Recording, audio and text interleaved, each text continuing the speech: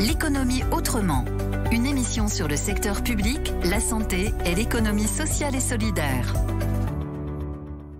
À notre micro, nous avons l'honneur et le grand plaisir de recevoir aujourd'hui Isabelle Autissier. Quand on pense aux premières femmes de la course au large, les noms de Florence Artaud, Hélène MacArthur et bien évidemment le vôtre, Isabelle Autissier, viennent tout de suite à l'esprit. Vous êtes notamment la première femme à avoir réalisé un tour du monde en solitaire en 1991. Vous avez coutume de dire que vous avez plusieurs vies. Scientifique de formation, ingénieur agronome, vous avez été tour à tour enseignante, navigatrice bien entendu, écrivain et même chroniqueuse radio. Depuis toujours, vous êtes une fervente défenseuse de l'environnement et de la mer. À ce titre, vous êtes aujourd'hui présidente de la branche française du WWF et également membre du Conseil économique, social et environnemental. Bonjour Isabelle Autissier. Bonjour. Ce week-end, le 12 décembre précisément, ont été célébrés les 5 ans de l'accord de Paris et à cette occasion, l'Union européenne s'est engagée à baisser de 55% ses émissions de gaz à effet de serre d'ici 2030. En mai prochain se déroulera la COP15 avec la biodiversité comme sujet central. Autant de bonnes raisons pour vous donner la parole sur le sujet de la protection de l'environnement. Tout d'abord, que vous inspire l'accord signé ce week-end par l'Union européenne ?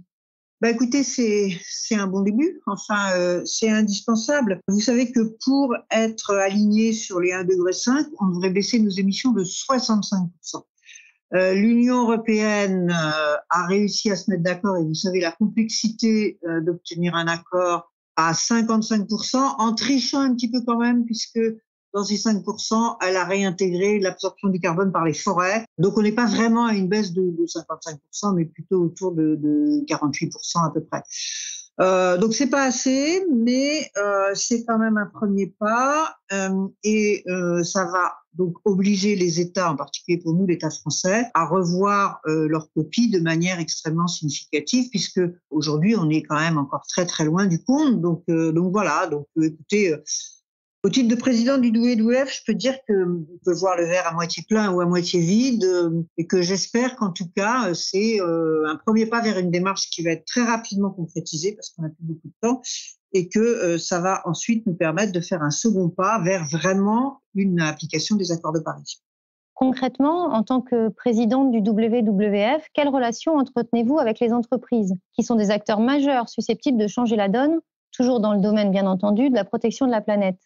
Oui, bien sûr. Écoutez, le WWF a cette particularité de travailler beaucoup en concertation avec les entreprises et de manière très rapprochée, pas seulement pour dénoncer leurs mauvais agissements quand elles en ont, ce qu'on peut faire bien sûr, mais surtout pour les accompagner dans la voie d'un chemin non seulement plus vertueux, mais qui est aussi, à mon sens, le seul valable, qui est un chemin de retour vers le respect au fond des limites planétaires. Comment ça se passe, le WWF, dans le monde entier d'ailleurs, dans les 100 pays à peu près où nous sommes présents, travaille avec les entreprises sous forme d'une contractualisation sur plusieurs années avec des objectifs en termes de développement durable que nous définissons ensemble, qui peuvent être par exemple des objectifs carbone, mais qui peuvent être des objectifs biodiversité, vous avez évoqué ces questions, qui peuvent être des objectifs consommation, qui peuvent être des objectifs sur leur filière d'approvisionnement. Et ensuite, avec un comité de pilotage un peu classique entre eux et nous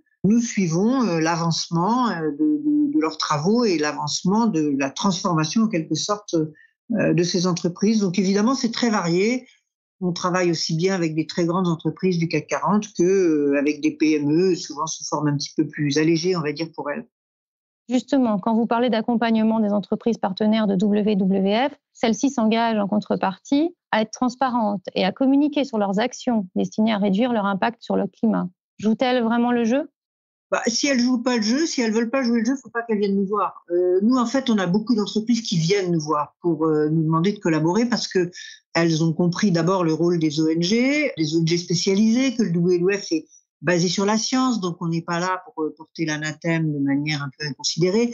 Voilà, si elles veulent pas jouer le jeu, si elles veulent pas se tenir compte des impacts climatiques ou des impacts biodiversité de leur travail, il vaut mieux qu'elles passent leur chemin et voilà. Donc celles qui souhaitent travailler avec nous, évidemment, elles jouent le jeu de la transparence et je vous ai dit que On avait un comité de pilotage pour chaque entreprise avec qui on travaille, qui se réunit très, très régulièrement. Donc, on suit leurs avancées. Donc, effectivement, là, on a besoin qu'ils nous fournissent un certain nombre de données, de points d'étape, etc. Donc, j'ai pas de souci, ça se passe bien, parce que, encore une fois, on met du temps avant d'établir ces partenariats. On discute pendant plusieurs mois, et donc, on est ensuite bien sûr que l'un et l'autre partenaire, on veut bien aller dans ce sens-là. Donc non, globalement, avec ceux avec qui on travaille, il n'y a pas de souci. Concrètement, pouvez-vous nous donner des exemples d'engagement que prennent les entreprises partenaires de WWF?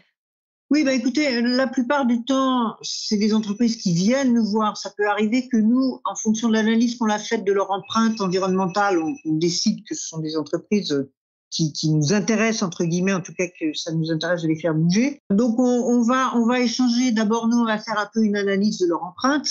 On va essayer de regarder où est-ce que leur empreinte est la plus forte. Est-ce que c'est carbone, biodiversité, par exemple, ça peut être production de plastique ou des choses comme ça, ou pollution en général. Et puis, on va échanger avec l'entreprise en question sur quel sujet on va travailler. C'est rare qu'on puisse travailler sur tout, mais pour vous donner quelques exemples, avec des grands distributeurs, par exemple, on peut travailler sur le taux de certification, par exemple des produits issus du bois ou des produits issus de la pêche ou des produits issus du monde agricole, de manière à faire monter la quantité de produits certifiés. On va travailler avec certaines entreprises très émettrices de CO2 pour les intégrer dans le programme 2 Degrees Target du WWF, qui correspond au fait qu'on demande aux entreprises de s'aligner sur les accords de Paris, en fait, comme si elles étaient un État, c'est-à-dire de faire baisser leurs émissions de carbone avec un horizon 1,5 degré à la fin du siècle.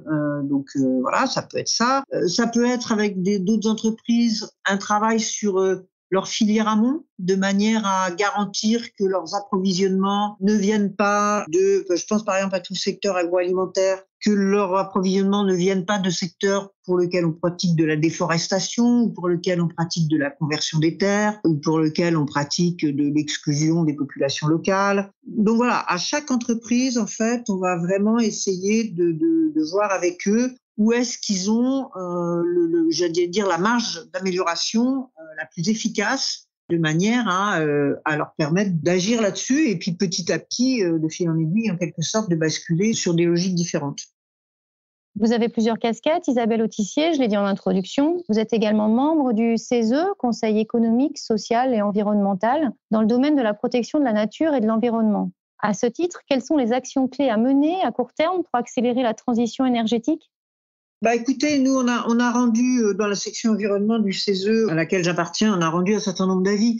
En gros, on est là pour apporter des avis au gouvernement à partir de documents qui nous fournissent. Je pense par exemple à la stratégie nationale bas carbone, à la programmation pluriannuelle de l'énergie, à la loi qu'on attend de manière imminente là sur les questions climat et empreinte climatique, un petit peu rapidement appelée loi convention citoyenne, où là on est amené à porter un jugement. C'est vrai que par exemple quand on a fait le travail de manière très précise sur la stratégie nationale bas carbone et sur la programmation pluriannuelle de l'énergie, on a bien mis en évidence que ces programmes pluriannuels n'étaient pas dans les clous de l'accord de Paris. Et que si on voulait vraiment être dans les clous et respecter les engagements que nous avons nous-mêmes signés, qui en plus se sont passés sur notre sol et à notre grande fierté, voilà, on a fait un certain nombre de propositions de modifications. Après, bien sûr, ces textes appartiennent aux législateurs et à l'État globalement.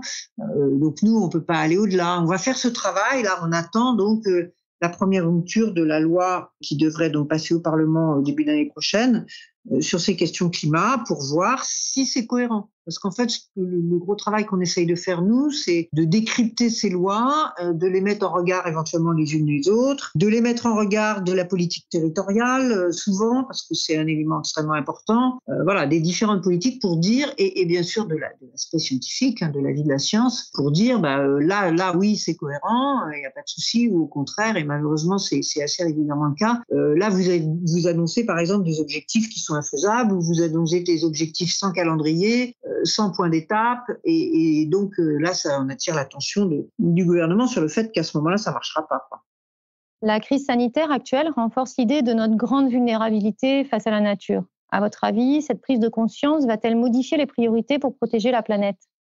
Je pense que dans l'esprit du citoyen, en grande partie, surtout dans nos pays industrialisés, on s'est en gros toujours pensé comme bien au-dessus de la nature, capable de tout régenter, de tout maîtriser et de tout décider, et en gros de faire plier la nature pour qu'elle rende des richesses que les uns et les autres s'approprient de manière plus ou moins équitable. Mais ça, c'est pas le sujet. Or là, on se rend compte que, en fait, non, nous appartenons à la nature, nous sommes une des espèces de la nature, une espèce particulière, certes, mais quand même, et qu'au fond, nous n'avons pas d'autre solution que d'avoir une activité sur cette planète qui soit respectueuse du fonctionnement de cette planète et en harmonie avec à la fois les fondamentaux climatiques, écologiques et du vivant. Parce que sinon, tout simplement, quand nous déréglons la machine, ça se retourne contre nous. C'est une des choses qu'on a vues à l'occasion du Covid, qui avait été parfaitement bien anticipée il y a 15 ans. Il y a des rapports d'experts auprès de l'ONU qui décrivaient de manière très précise exactement la crise que nous avons vécue, en indiquant que c'était les atteintes à la biodiversité qui créaient ces dérèglements. Donc je pense que le citoyen a pris conscience de manière un petit peu, entre les lignes